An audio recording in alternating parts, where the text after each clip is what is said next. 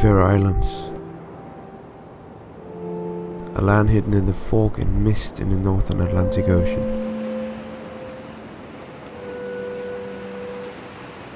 We took a trip to this place not knowing what to expect, and what was waiting was an absolutely overwhelming landscape. Villages and roads which were merged within the mountains and overrun by sheep and wildlife which were deeply connected to the local people.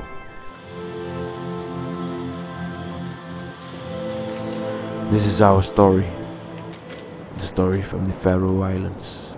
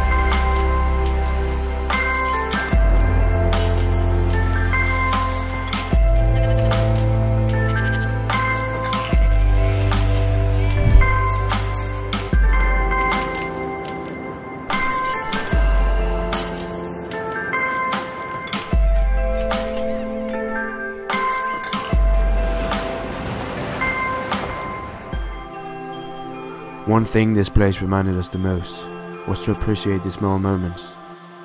The Faroe Islands is built around Mother Nature itself. It reminded us to embrace where we were, enjoying the beauty of nature and appreciate our existence. We are a part of nature, and the nature is a part of us.